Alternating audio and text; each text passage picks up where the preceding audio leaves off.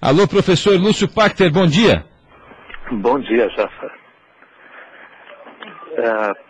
Vamos conversar hoje sobre alguns temas que se encontram muito em terapia, que se encontram muito na vida, que se encontram muito no dia a dia da gente. Sabe, esses dias eu estava caminhando lá no nordeste do Brasil, numa enseada muito bonita que tem em Fortaleza, antes de uma aula que eu tinha que dar lá no seminário da Prainha, e estava revisitando algumas coisas enquanto aquele vento, aquela brisa daquele mar tão azul de Fortaleza descia, né? Estava me lembrando de algumas coisas, algumas imagens, como eu me lembrei de uma senhora, um dos sorrisos mais lindos que eu já tinha visto, e ela tinha apenas 2 dentes na boca, mas ela sorria de uma maneira tão linda. Poucas vezes eu encontrei um sorriso assim. Me lembrei de um senhor que aos 75 anos, ele retornou para casa para se desculpar. Ele estava seriamente enfermo, tinha pouco tempo de vida, e ele retornou achando que conseguiria, até por conta do que ele estava vivendo, pedir desculpas por uma série de coisas. No fim, isso acabou não acontecendo. E eu não me lembro se fez diferença ou não isso para ele. Talvez não tenha feito. Me lembrei também, enquanto eu caminhava, de um garoto, Jafar, que quando a gente terminou o trabalho em terapia, ele me deu de presente um canivete. Ele disse que aquele canivete era para eu me proteger do mundo, para quando eu fosse ameaçado. Era um garoto que se criou nessas casas que recolhem crianças que ficam às ruas, e ele achava que um canivete era uma proteção que eu deveria ter. Me lembrei de muitas coisas, de pessoas que foram esquecendo de como se vive, até que perdem algo importante para elas, e aí isso devolve todo o sentido das coisas, todo o sentido da vida.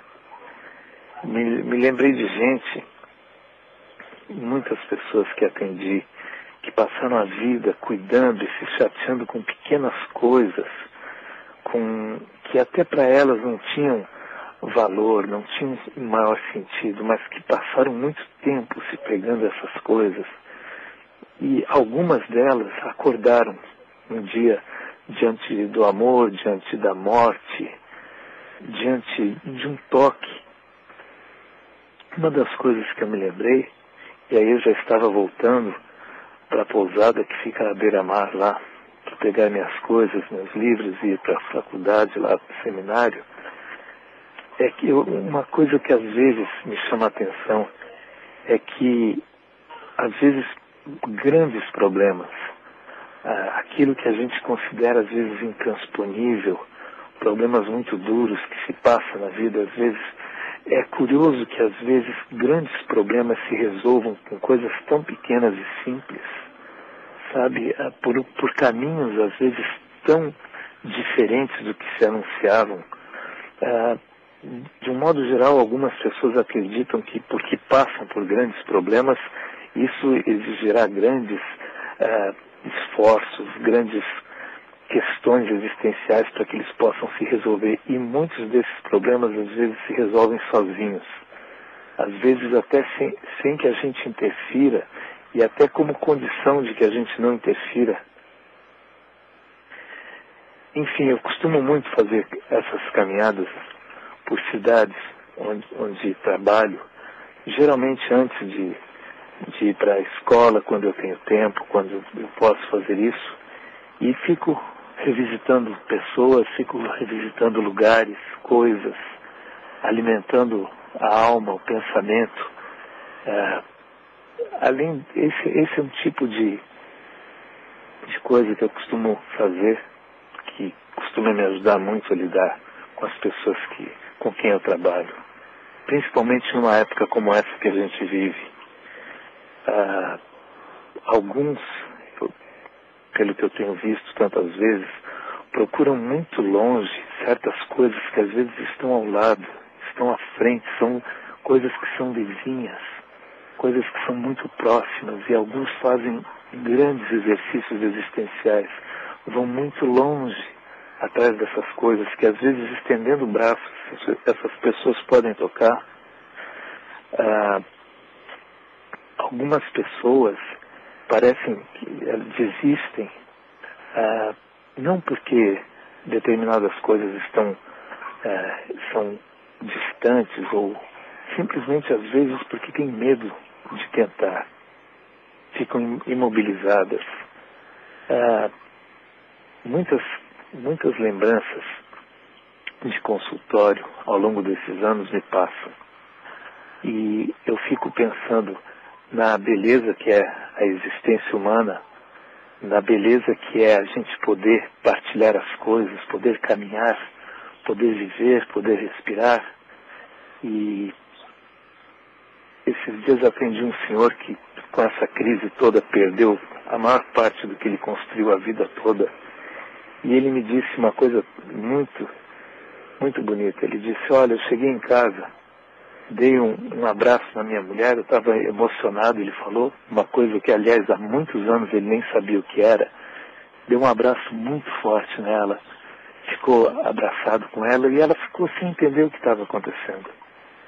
Ele simplesmente a beijou e a convidou a sair, passear com ele de mãos dadas, uma coisa que desde o casamento eles não faziam. Há coisas que a vida nos ensina se a gente se permitir, se a gente simplesmente se deixar ensinar, se deixar levar, se deixar aprender. E isso é um exercício que se faz. Agora mesmo, enquanto eu falo com você, já estou caminhando aqui no jardim, tem pássaros aqui ao meu redor, alguns aqui na linda cerca que tem, outros sobrevoando aqui um caramanchão, que em breve volta a dar flores. Eu acho que tudo isso é um exercício existencial, tudo isso diz respeito à nossa existência, tudo isso é o nosso modo de ser no mundo. Hey, mommy. Hey, mommy.